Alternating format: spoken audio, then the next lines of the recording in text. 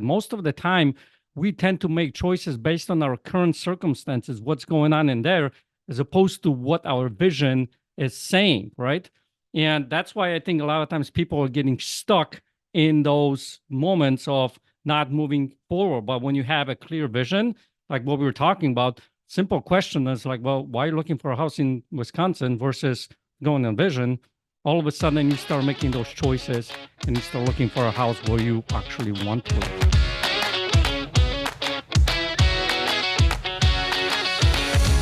Hey, what's up? Welcome back to another episode of the Lifeonaire Show. I'm your host, Jason Wojo. On the Lifeonaire Show, we help people make more, work less, and live awesome lives. I am joined by my partner in crime, Polish Peter. What's up, bro? Well, I wouldn't say partner in crime, man. People might start thinking all kinds of different things. And I am, You don't want to get deported? well, yes. I mean, I am a U.S. citizen, so I'm just putting this out there, Okay. man. It's all clear, all good. But when it comes to whatever that you're doing over there, I have no idea what the heck's going on. All right. Yeah, So, yeah. Listen, dude, we are talking with Ellie Daniels on this episode, which is really special because she is one of your students, man. And it's been really cool to see that journey. yeah, I mean, I love Ellie. I mean, the conversations that I get to have with her are pretty amazing, and she's grown tremendously over the past, years that I've been coaching her. And a lot of the story we're going to hear about some of the things that are happening outside of your control, right? How you respond to that. For in her case, I'll give you a little hint. Hurricane Ian hit, destroyed her house and the other properties that she was working on and things like that. So how you respond to those things, how you respond to the challenges of life.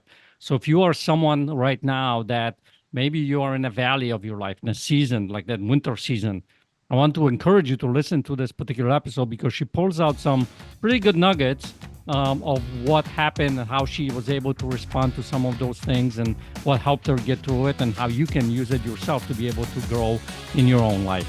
Love it, man. Couldn't have said it better myself. Let's jump in right now to our interview with Ellie Daniels.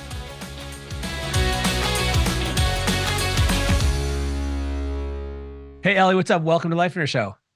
How are you guys doing today? Great to see you again. I saw you, gosh, not too long ago at the Lifeonaire Summit, and so I'm really excited to have you on the show, and we're going to do have some cool discussions around. I've had the pleasure and the privilege to kind of see your journey throughout Lifeonaire, not as closely as Peter, I admit. And for our audience right now, don't hold this against her, but Peter is her coach. Yeah, I know. And listen, so any success she had and will continue to have, please realize it's in spite of Peter. So that's like a pretty amazing thing in and of itself. That's how I coach. You know what I mean? When I go and I'll just like go completely the wrong, worst coaching ever. So see when the student succeeds, they know I did my job. It took the worst student and made her a success. Well, let's hope. I'm a little nervous. Right. All right. So, well, Ellie, so let's kind of rewind a little bit here. You first came into Lifeonaire, and what was and because the theme of what I think would be a great discussion that our audience would really enjoy is this pattern and this almost like I think of almost like a waves in the ocean where there's these ups and downs, and you've had some challenges followed by a victory, and then a challenge, and then a victory, and then and so it's been, and it's not necessarily like any kind of self-sabotage. It's been things that have kind of come at you from external factors and things like that. And so I want to kind of dive into that, but I also want to understand like how you have developed as an individual and how your mindset around success and failure has shifted over these experiences. But let's kind of rewind first. Like, why did you actually sign up for Lifeonaire, and what is it, and what was life looking like back then? Yeah, well, that was 5 years ago in March, actually. That I joined. It's like your anniversary right now. It is. It really is. Seems crazy that it's been 5 years, but I had gone to a Madison RIA in Wisconsin, and was introduced. Actually, I think you came and spoke about Lifeonaire, and had the opportunity to do 3-day at that. The Get a Life Getaway? Correct. Yep. And at that point, I had a full-time position, was doing okay, but my mindset, everything was just probably at the lowest low in my life. And did the 3-day, met Peter, and knew that this is something that I need to take on if I was going to make any changes in my life moving forward. So when you say changes in your life, like what was it you were hoping to achieve, and like what were you unhappy with? I wouldn't say I was in a depression, but I was just no self-confidence in myself, no self-worth. Mm, You know, really just trying to look for where I fit in life and where my goals and vision was. I really had no vision. I was chasing something, but I didn't know what I was chasing. gotcha. Did you know already that you wanted to quit your job? No, not at that point, because financially, I needed that security, that certainty in my life. I also wanted to get into flipping houses. Mm, And so, it allowed me to have that stability while I learned how to flip houses. got it. Got it. So you get in Lifeonaire, you start working with Peter, and tell me about that first kind of segment of that, say the first 6 months or the year of coaching, like, because, and by the way, our audience doesn't know this yet, but they will, like you won Lifeonaire Student of the Year and a few years ago. I did. And so I'm curious as to like what actually led up to that, because that's a pretty, I mean, only one person out of 200 and something, however many members we have right now, wins that. And so Right. what was it that? Um, well, when I started out with Peter, he probably got tired of me calling him um, because I was a mess. I mean, in my head, I was a mess. I remember being on a phone call with him and him helping me bring all these thoughts in my head. It was, like rushing in at me and not knowing how to deal with these emotions. And so just really talking me through and helping me understand the way we feel and the emotions um, and working through that. And at the same token, not knowing where I wanted to go, I was looking to buy a house in Madison. Nothing was working, nothing looked right. And so we had this conversation. He's like, well, what's in your vision? And I said, well, in my vision, I have written that I wanted to live in Florida. And he's like, well, why are you looking for a house in Madison if you're in Wisconsin if you want to be in Florida? I'm like, you're right. And so then we sort of switched gears and got that mindset of let's look at what your vision says. And once I started doing that, I felt like I started moving more forward with my life and with my vision. Were you from the Madison area? How long were you in Wisconsin? Yeah, I grew up in Wisconsin. I've lived in Wisconsin my entire life. Oh, okay. So moving, like when you're adult, I mean, that's in and of itself pretty scary. So you actually Right. like, so that's pretty remarkable. Okay. And so you start having these discussions about moving to Florida. When you actually, like, when did that actually become real for you though? When you're like, I'm doing it like this? Because listen, and the reason I ask is because so many people are like, oh yeah, I want to do this, or I should totally do this, but they never do it. Like, and so I'm curious, like, what was it for you that actually, that made you do it, made it a must instead of a should? Well, because my vision, I continue to see that vision of me sitting on a pool deck drinking my cup of coffee every morning. And that was something that Peter had taught me is read your vision every day, read your vision. And I would read it and read it and read it and kept seeing that vision. And I don't know, it was that conversation where it's like, why am I looking in this place when I really want to be over here? Let's go after where I really want to go. And Peter helping me lead me into that direction. So I'm hearing like some accountability to yourself. Like you're reading this every day. Correct. And you're recognizing like there's a gap between like, hey, I say I want this, and this is what I feel is important, and that is my vision, yet here I am. And so there's a pull towards that. And then you have Peter helping you probably unpack some of those things, and maybe the rest of your group as well. Like that in and of itself, that's super awesome.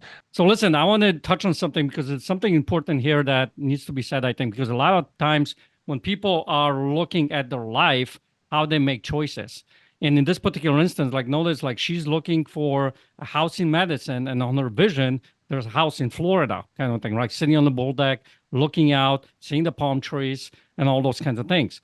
And what I want you guys to recognize, those who are listening, is that most of the time we tend to make choices based on our current circumstances, what's going on in there, as opposed to what our vision is saying, right?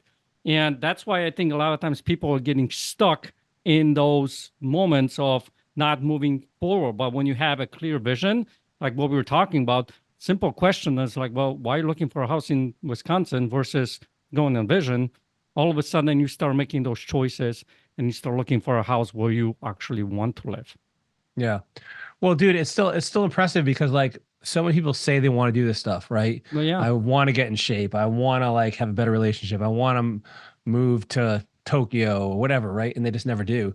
And that's why I was just Poland. really curious about that. I don't know if anybody's ever said that, but maybe someone, I'm sure one person or two have in the history of humanity. You know what? You just offended the entire Polish national country. I I'm mean, Polish. I can exactly. You get the Polish last name, which you can't really pronounce very well, and you still talk about that, man. I think they're gonna come after you. So you guys have your Polish mafia. That's right, Polish mafia. Polish You know how mafia. there was, you know how I know there's a Polish mafia? You know how? Yeah. This is you cue to say how. Come on, dude. Work with me Because here. dogs say how? What? No, That's because what you nobody knows about it. That's how good we Oh. are. Oh, all right. All right. You got me there in some sort of weird psychological like trick that my mind is just wrapped up right now. Okay, Okay. cool. All right, let's So- get back into the conversations. So Ellie, so did you have your job still when you moved to Florida? I did. So it was interesting because I put in my notice, a couple month notice. I had a good boss that I worked for. Put in my notice, came down here to Florida, found a house, closed on it. Actually closed on it 5 days before I moved down here. Quit my job. I mean, it was just like this. Looking back now is crazy because I handed in my keys to the company car. They drove me to the car dealership to purchase my new car, went to my friend's house, packed up just in my car. I had sent a pod down to Florida with all my furnishings, packed up my car the next morning and drove down to Florida by myself with my dog, which was crazy when I think about it now. It's like, no job. I don't know anybody down here. I just picked up and moved to Florida. So, but, I got down here and, it was like, and the house wasn't what I anticipated. I had bought a house that I knew I was going to need to fix up. When I walked in, it was a total flip. Again, not what I had planned on doing, but made the best of it and started cleaning and painting. And then at that portion, it was like, okay, what am I going to do? And started to look for houses, something that I could fix and flip. And that was a scary situation too, because here I am, I've got some savings. I don't have a full-time job, and so looking for the house. And so it took me a long time to get that first house under contract, and took me 6 months to find the people, took me 6 months to get it under contract. So almost a whole year had gone by of me living off of my savings and driving Uber and bringing people in, renting out my house, rooms and all those kind of things, just trying to make ends meet until I could really get into my position of job. Did you flip any houses when you were in Wisconsin? I did one. Okay, so you had a little bit of experience. Correct. Just still totally, novice though. Like Yeah, I mean, my ex-husband and I had done have bought houses, fixed them up, sold them. Okay, so you had while a we little bit of lived in experience. them, built a house. So I did have a lot of construction background, but Okay. not here in Florida. It was a whole different ballgame down here. So yeah, so what I'm thinking of is like you move to a brand new market, which is, I mean, that's a challenge in of itself. You got to kind of you got to find out about the market. You got to make connections, all these things, get your team. Like there's a lot of work to do. And it took almost a year. What was that year like for you? And like, did you ever ask yourself like, wow, maybe I made a mistake here? Like, how did you keep going? Like, and not just give up? Called Peter. Where's my coach? Help talk me through this. Talk me off the ledge. And honest when I say that, I mean, that is what your coach is there for. For me anyway, it was when I didn't know what to do, I would reach out to my coach or to my mentors, my team, my Lifeonaire team 7, and I would ask advice and what do I do and how do I get through this? And kept me thinking positive, giving me ideas of what else can I do? Like for instance, the money was getting tight. What can I do? And I got into my retreat and they were like, well, why don't you Airbnb your personal house? Do you have a place you can go stay while renting that out? And so those are things that I started doing to bring in income while I was trying to figure out the whole real estate stuff. And by the way, her Airbnb house was part of her vision. Correct. You know, she wants to connect with women and having those kinds of discussions. So all of a sudden, that part of the vision is coming into fruition. It's not like how you expect it, right? Because we all have these ways of looking at like how something needs to happen. But she was having women come into her house and stay with her, and she was pouring into them. They're pouring into her, and all those kinds of things. And all of a sudden, she starts to live that part of the vision. And so you get that first property, and then from there, what's happened in your life? Just give us some of the highlights of some of the ups and downs. Well, that first property was not an easy property. I had a lot of contractor problems. Okay. Getting them to show up and, walking off the job site and, just a lot of that kind of stuff, which was not easy to begin with. I was 1 week from putting this huge home that I had just rehabbed onto the market actually, let me back up a little bit. I was 1 week away from putting this house on the market.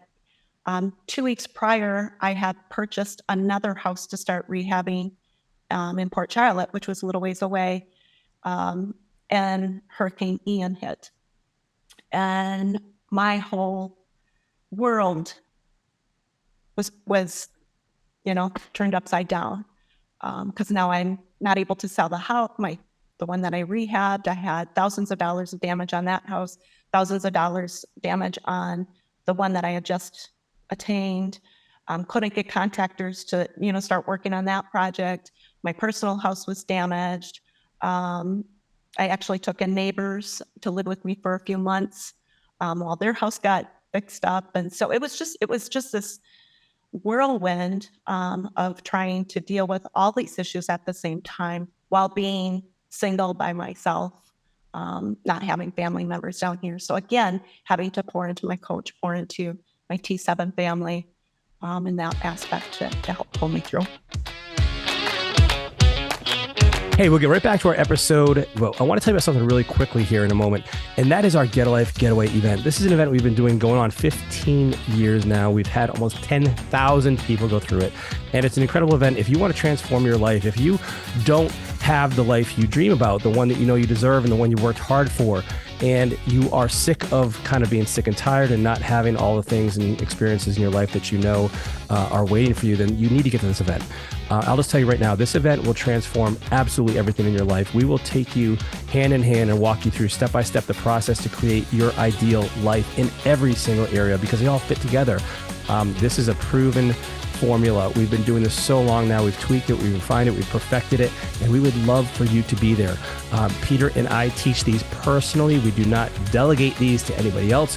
This is part of our vision. We love pouring into people, and we'd love to see you at an event. Now, to make it even more enticing for you, that even in of itself, it's awesome, is we're going to give you, because you're a loyal podcast listener, 50% off ticket price. So when you go to lifeonaire.com, that's lifeonaire.com, you'll go to the events page, you'll see the Get a Life Getaway. When you check out, after you choose the specific event you want to do, and by the way, we do about a half dozen of these events per year, 3 of the Get a Life Getaway and 3 of the Business Builder Workshop. You simply go to that checkout page, and when you're ready to check out, there's a promo code you will enter. It's called podcast. Use the promo code podcast for 50% off the Get a Life Getaway, and we will see you there. And so I guess there's no need to kind of unpack like all the ups and downs of not only these projects, but other ones that you've gone through, because I'm aware of some of the challenges you've had. But what I think I'm most interested in is like, how did you, I mean, is it really just the group and Peter that helped you not give up or become like totally overwhelmed or how you felt maybe like just throwing in the towel? And what are some of the mindset things that you've adopted through these experiences that you've learned that have helped you? Well, number one, my faith in God and trust in God is very large, and I wouldn't be here today without that. So that's number one, is is pouring into God and knowing that he's there, trusting that the process is, the whole process is going to work out. He's got a plan for me. But second of all is, those times where I should have, a lot of people would have given up or just throw in the towel. It was like, no, I'm going to, I have the knowledge, I have the experience. I'm going to work through this, reach out to the resources, and, just switching the mindset instead of when I would find myself sinking into, sinking negatively, it's like, well, what life happens for us, not to us. And so what am I going to learn out of this experience? What am I going to take from this experience moving forward? And so each and everything that would happen, it's like, okay, how I'm going to take this experience and learn from it. And I realize, like, you just had another. I remember we talked about this earlier. Like, you just had a recent challenge with a property, and it finally went through, and everything's done. But that was another kind of like area of like, gosh, I'm having problems with this thing, and so like, it feels to me like maybe people need to just expect that regardless of how many victories you have, there will also be a corresponding, like, on the other side of every mountaintop is a valley. Like, that's just how it works. Right. Because, it's like after I got through all that, I mean, I did sell the property. I did, made a good income off of that first property. Was a huge win for me to get through that whole process. In the meantime, I bought an Airbnb up in Wisconsin, remodeled that, got that up and going. That was a huge positive experience, learning tool. So along the whole way, there were some really, really big wins. I was able to go on some vacations, travel out to see my family, have people come down here to my house. And so, amongst all those valleys were a lot of, like you said, mountains and gains. And in the meantime, I ended up selling my Airbnb up in Wisconsin, even though it was in my vision, realizing that part of the vision, it was my vision, but it's not. How do I explain it? Recognizing that's not, it was just a part of my journey along this vision. And so now moving forward, it's like, I want an Airbnb down here in Florida, not up in Wisconsin, where I can take care of it. So even though, it was a positive experience and it was hard letting it go, it was still me moving forward in my vision and my journey. Got it. Yeah. So listen, I got a couple more questions for you because you mentioned something that I think that's important. As far as like, going through the ups and downs, the mountains and valleys and things like that. And one of the things you mentioned, like, life happens for me, not to me. And that's a huge shift for a lot of people to actually even recognize, because when things are going well, when you're on top of the mountain, saying the life happens for me, it's awesome. It's, coolest thing ever. Yes, I totally agree. When you're down in a valley and something happens, like all of a sudden Hurricane Ian hits and, destroys your house and all that kind of stuff. How is this happening for me? So do you have any other foundational, I would say, ways of looking at life, like the mindset stuff that helps you get through some of these things? Just recently, what I did is I went back into my photos on my phone.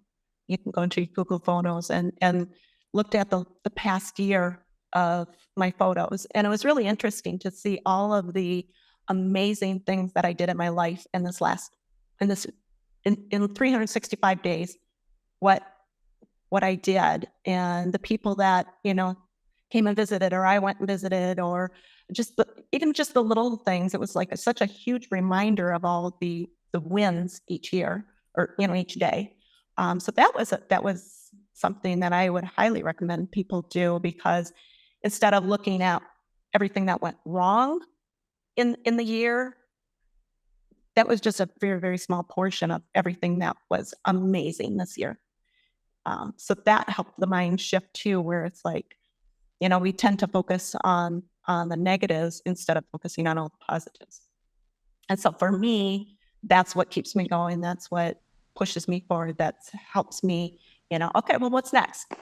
What's the next challenge that I'm going to take on? Which was another challenge that I just took in the last 6 months, is I ended up having 2 hips replaced and having to be still and not being able to be physically active. and the healing process and the pain, and reminding me of, our body, our physical body and our mind are so similar in a lot of ways.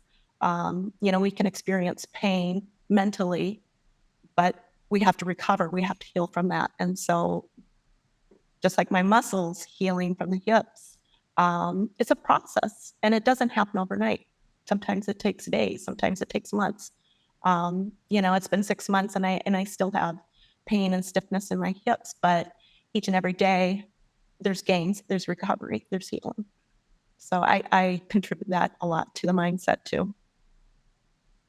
Yes. I mean, I think, for instance, like, yeah, because you said a lot there, like, Yeah, I hips, know. right? I mean, Lot to there's a take in there. physical pain, there is, you got 2 freaking hips. That's a lot to take on for a body.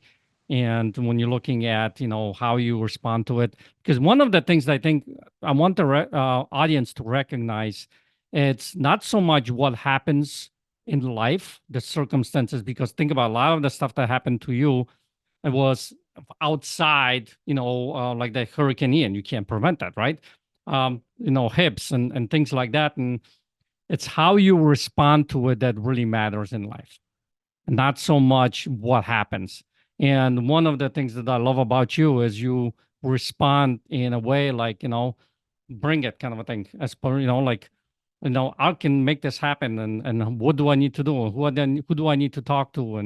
And how do I go through this particular challenge? So, because I think a lot of people who are listening right now, someone is listening out there and they're in the middle of a valley, they're being challenged, and stuff is happening in their life, whether it's mental, whether it's physical, whether it's maybe in their marriage or with their kids or with whatever it might be. So if somebody's listening to this right now and they're going through it, what would you tell them? But always focus on what you're grateful for. That's the key. Is each and every morning wake up and I do that. I'm grateful for this. And the other thing I would say is take action. If you're not taking action, nothing's going to happen. Sometimes it's okay to be still and just allow life to happen for a little while, and then reassess and move forward and be at peace. Be at peace at where you're at in your life, and know that this is just a part of your story. Got it.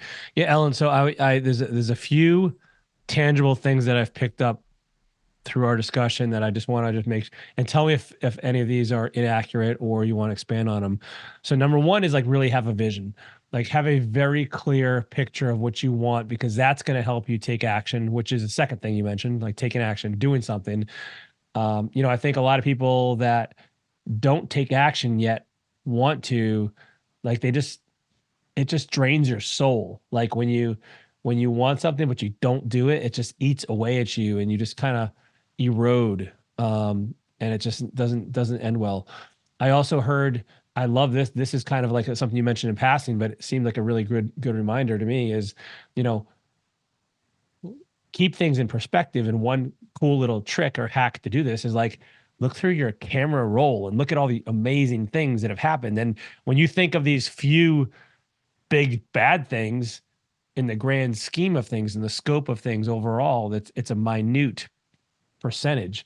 And so that, along with, maybe every day practicing gratitude, like I feel like this is a really tangible game plan for people that want to do this stuff and are finding themselves held back, or they are feeling overwhelmed or burnt out or defeated through having gone through some of these challenges and feeling like it's never going to end and feeling like they're going to be stuck there. And the last thing is really get around the right people, like have people to support you, to encourage you, to equip you, to challenge you. Like, and this almost seems like just a formula like that can really help people. Did I miss anything? Do you feel like that's No, you really nailed it.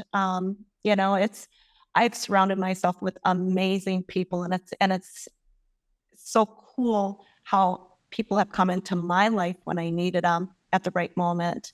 And that vision, the vision is number one for me. and I'm guilty of sometimes not reading it as much as I should.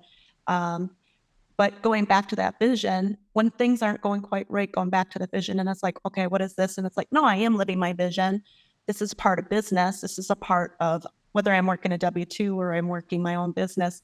You're going to have those, hills and valleys.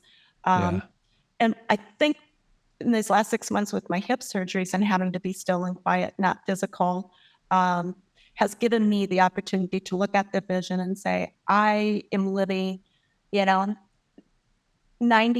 of this vision.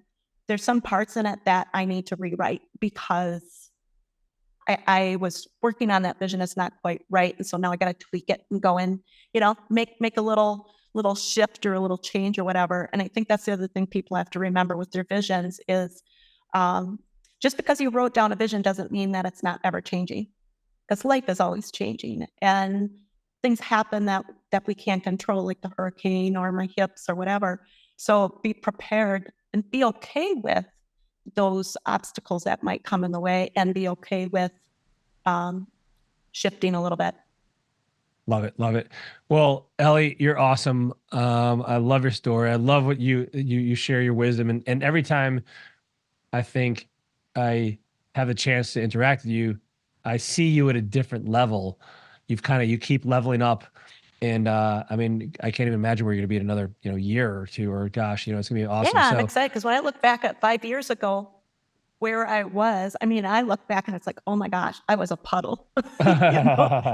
And could have that Ellie 5 years ago took on what I did this last year and a half? Absolutely not. No way. But because I've made this journey, I was able to push through it. And hey, if I can go through that, look what I can do in the next year. Oh yeah. Yeah. I think that the Ellie in 3 or 5 years is going to look back at the Ellie now and be like, it was amateur night. Like this, I'm a totally different person. Like, this is awesome. So Elle, thanks for being on the show. I greatly appreciate you. And I'm so happy for your success. Can't wait to see what happens. Me too. Catch you soon. Thank you so much.